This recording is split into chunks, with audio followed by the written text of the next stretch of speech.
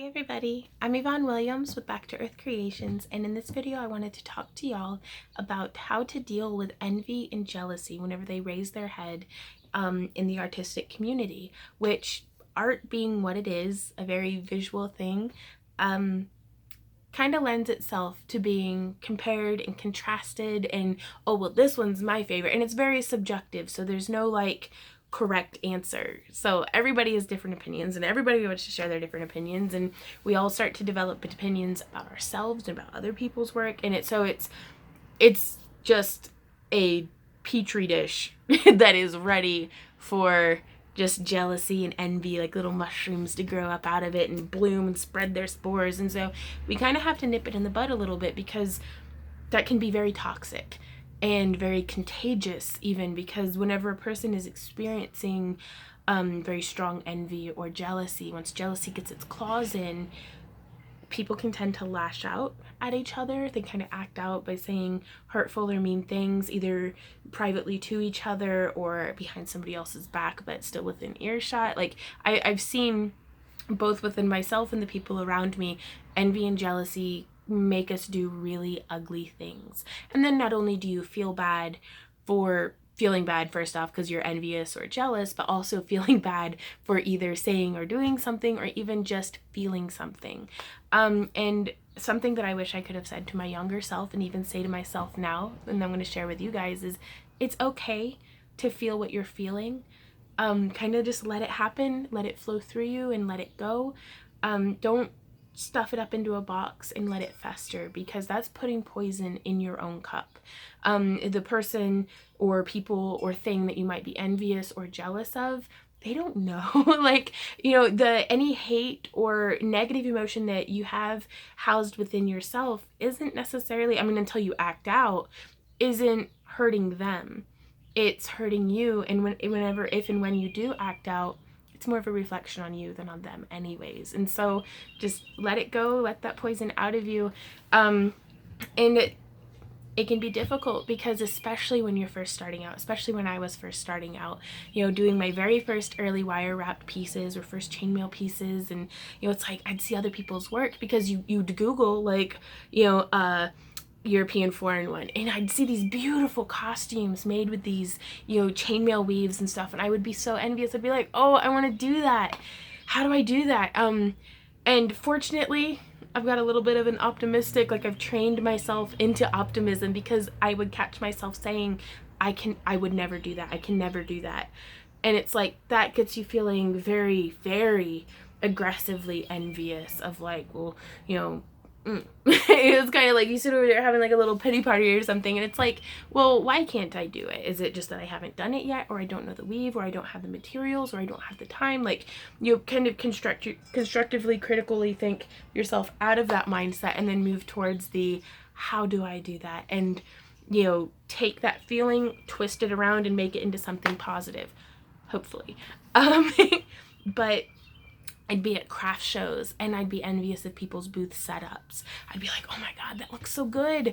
Like, I want that, you know? And so it rises its head. And again, I'm speaking entirely from my own personal experience, because part of the point that I wanted to make in this video while talking to y'all is that you don't know that other person's experience. You don't know how many hours or weeks or months that they put into that piece, that all you're seeing is the end product, and that the grass on the other side of that fence is so green, but you don't see all of the work and effort and energy that's going into that to get them to where they are. And whenever you do see it and recognize it, at least for me, again, I found it easier to not be jealous, because it's like, damn, they worked hard for that. Yes, but you know what I mean, though? Like, it's, wow. You know, so it becomes, again, at least for me, more of a case of being very impressed and like, that's really cool, like impressed and inspired, than just focusing on they did it and I didn't and now I'm grumpy. And so, you know, kind of recognizing that you don't know everything about what's going on.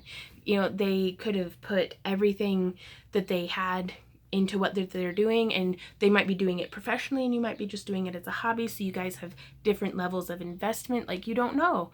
there's no information to base these feelings off of. So more data is required for you before you can start making these concrete decisions. And so until you have that data, don't make decisions that are going to be affecting you emotionally, like deciding that their work's better than yours or their work's worse than yours.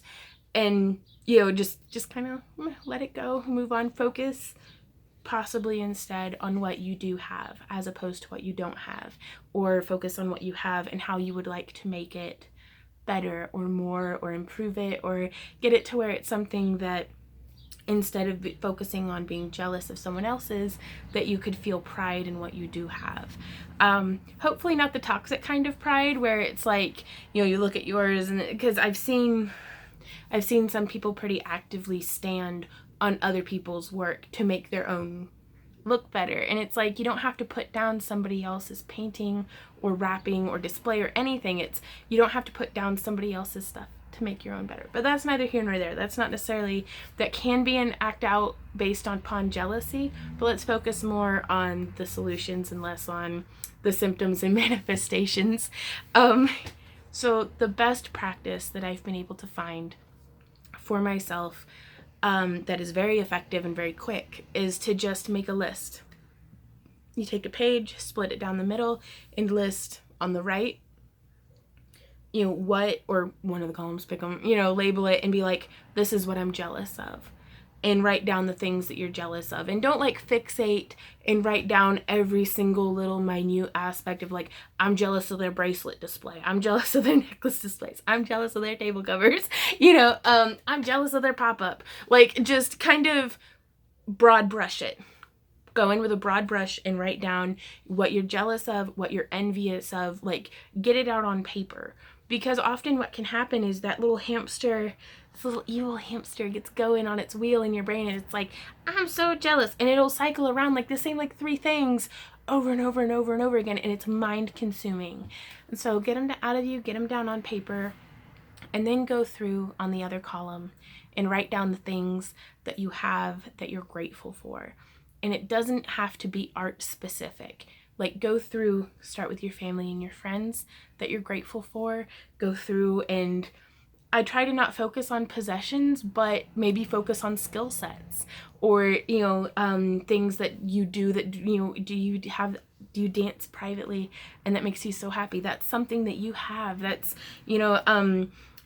for me, my garden, my chickens, my things that it's, I'll just sit and pet my cat. My cat's over here. Hey. I'm so grateful for her. She's my kitty and I love her and she tolerates me. So, that's something that you go through and with a very fine-tipped brush, flesh out the details of every little thing that you are grateful for. And then kind of take those 2 lists being side by side and look at them and be like, this is what I'm grateful for and this is what I'm jealous of. And it really can help put it into perspective. Would you trade any one of those things on your list that you're grateful for one of the things on the list that you're jealous of? Would you trade everything on that list for the things that you were jealous of? Hopefully not.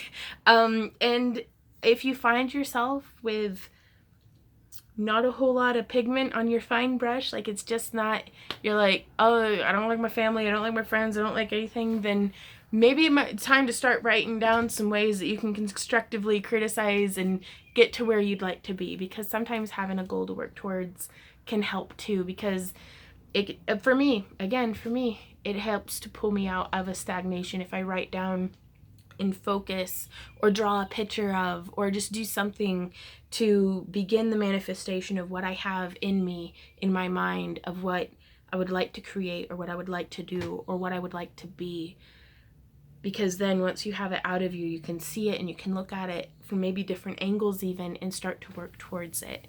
And I feel like I really enjoy bringing dreams into reality. And for me, that's the first step of bringing those dreams into reality. And jealousy, I feel like, is something that just eats the legs out from under seedling dreams. It's, it can keep things from ever getting up off the ground.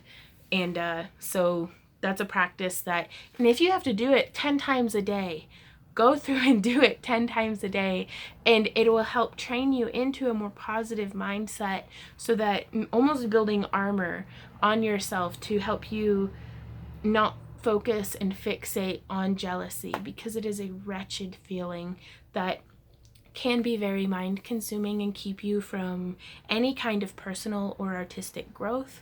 It can sabotage friendships, and it just generally make you and the people around you miserable. Or even if it's not affecting the people around you at all, it can prevent you from experiencing the joy of the people around you as well. And so it can really isolate and detach you. And then you're just miserable and alone and jealous and hateful and like, and so, but it's okay. You can do it. You can get out of it. Just make those lists.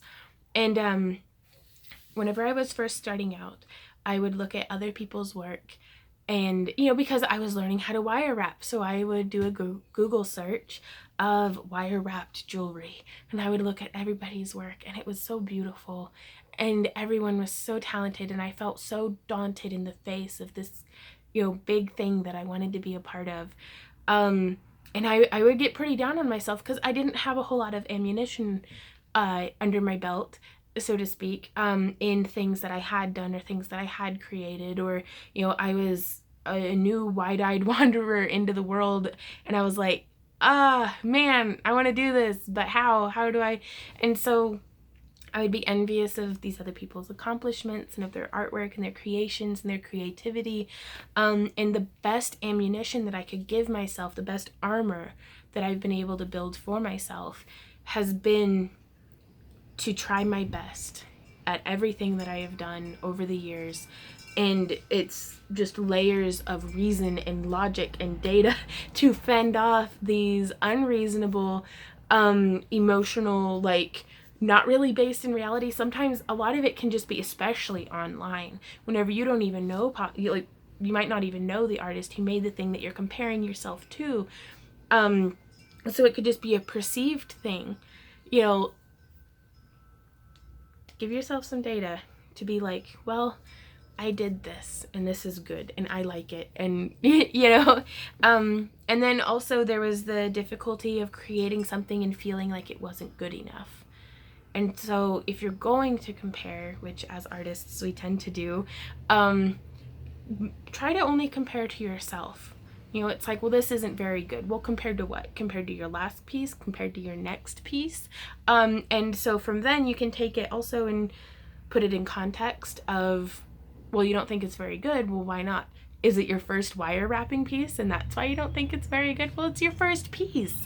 You know, so many people will be like, oh, I'm horrible at this. And it's like, you know, most people are, you know, not that great maybe, or not as good as they want to be at their very first try. I know that my first couple of my first like probably 100 of wire wrapping pieces were like, oh man, that's kind of rough, but I liked it.